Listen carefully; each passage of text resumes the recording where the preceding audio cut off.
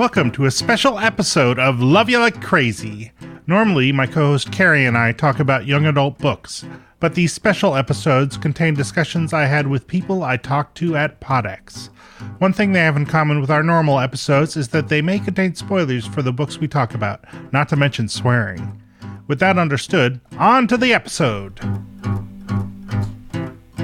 So right now I'm talking to Simone de Rochefort, who is the co-host of the Polygon show and also the tech podcast Rocket, and is a video producer at Polygon and has been in a ton of Polygon videos. You recently interviewed Aisha Tyler while she played Rainbow Six Siege, and I'm just super excited to talk to her about books. Thank you. Yay, I'm excited too. The Aisha Tyler interview was very fun and very silly. I think you took out the missile launcher again. I just want you to be aware of that. Thank you. Before I shoot it at a wall and back into my own mouth. Thank you for enjoying it. Yes. Well, thanks for doing it as part of your job. Yes. Thank me for doing my job. People don't get thanked for that enough, I think. Thank you. It's true. Sorry, I've said thank you like 5 times in the first minutes of this podcast, so I hope everyone enjoys this display of gratitude. Yes, at the end of this, you can count up the number of times each of us says thank you and see who won. Oh, thank you for that idea. Well, I mean, really, it was inspired by you, so thank you for that. Oh. So... books. So I wrote to you and asked if there was a particular book or author that you remembered from, when you were a teen or young adult, or maybe a more recent young adult book that you kind of latched onto. And as usually happens in these cases where someone asks a question like that, every author that ever existed just rushes from your mind. That is more or less a direct quote from your email response, but Yep. Have you come up with something? I did actually. And so this was hard for me first and foremost because I kept remembering things that I'd read as a kid or reread now, and they all ended up being what I guess I would describe as children's books. Mm-hmm. Like the Boxcar Children, obviously very, very childy. Even the Nancy Drew books, which I loved as a kid, I feel like existed maybe before the YA label was such a thing. So it feels odd to call that a YA novel when I'm not sure what the original intended audience for those novels was. Mm-hmm. But the one that I did finally remember was A Great and Terrible Beauty by Libba Bray. Are you familiar with it? Oh, I haven't read that, but Libba Bray is great. Yeah, I have not read most of her or any of her recent stuff because it's one of those things that I found this book as a teen and it was so locked in that time for me. And I've thought many times about going back and checking out her more recent stuff, but for whatever reason, I didn't. But A Great and Terrible Beauty is about a schoolgirl in like not old England, but kind of like Victorian-esque times. And she's sent to a boarding school.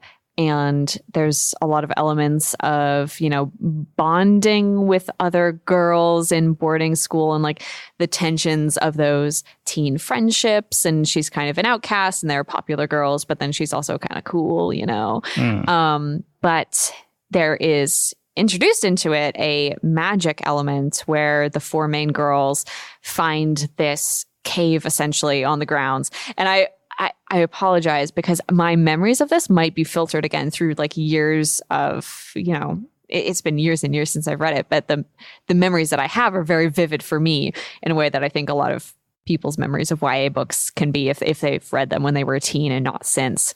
But they go to this cave and they basically find a way to go to another world, which is beautiful and horrible also, Great and Terrible Beauty. And kind of through that other world are uncovering the mysteries about the main character's family life, or like her past, her legacy, and then also exploring the relationships between the 4 main girls. I know that you're an author yourself under a pen name that I don't know. Do you feel like, I don't know, is there any influence there or anything? Absolutely. Because the reason that this book stuck with me so vividly at the time was the setting has this quality to it that I have trouble describing, but can pick out when I see it. Of like it feels very vivid, almost hyper real, and like a setting that I wanted to reach out and touch or inhabit as a child. And as a person who was like starting to write when I was a teenager, oh my God, I just thought of another book. Oh boy. Settings like that and settings like the Old Kingdom in Garth Nix's Abhorsen series were the ones that there was something about them that just felt like I wanted to be in that. And what that resulted in was me as a teen just copying it wholesale. Yes. In my teen writings. But yeah, there's this, I keep using the word vivid and dreamlike quality to the setting in A Great and Terrible Beauty, where I loved it and it stuck with me. It just like a thorn in my brain, telling me to try to write something that felt as alive as this setting did. And then also there was gay shit. So that was another bonus. Sure. So the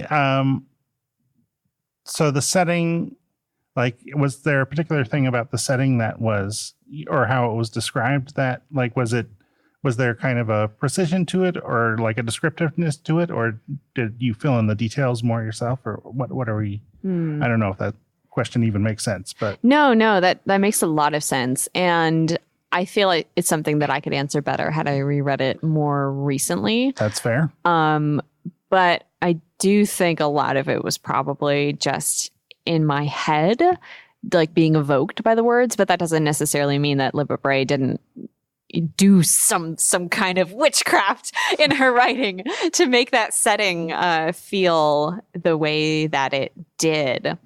Like you could just dive in and swim around in it. Almost like the sensations when I think about it are almost liquid. Like I'm looking at it through like this bubble, like it's inside a bubble and I can just reach in. I don't know, man. I don't know. Yeah. Yeah. So the characters you said, there was gay shit, you said? Oh, yes. So the two popular girls of the group, one who is named Felicity, and she's like the mean girl, and a redhead, which was very formative for me. And then her best friend Pippa is like the great beauty of the school. She's just freaking gorgeous. And she ends up being the one who is kind of corrupted along the way by the magical world, but there's this attraction between them, like Felicity's in love with her, and then also this tension between Felicity and the main character, who I believe is named Gemma, just going out on a limb there, where it's that classic high school setup where there's the cool outcast girl, Gemma, main character, and then the mean girl, Felicity, and they have this rivalry and at times dislike each other a lot, but then are also very attracted to each other.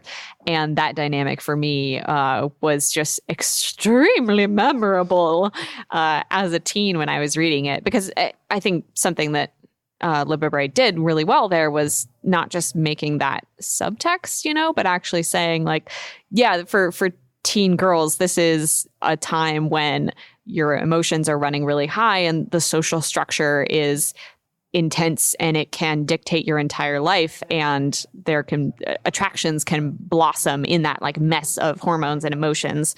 And I think Gemma ends up with a guy in the end, but Felicity is still queer, I believe. And yeah, I just have very good memories of that. Yeah. Excellent. Well, it's been a pleasure to hear you talk about this formative book. Thank you so much for agreeing to do this. Thank you. It was a pleasure. Give me a call when you get back. Hey there. Hey. LoveWireLikeCrazy.com. Also, Simone, well, I obviously walked in at the very end of that conversation, but I remember I loved that book too. Yeah. Oh, really? Yeah. I was a big fan of that book in 8th grade, I think. Basically, literally same. Yeah.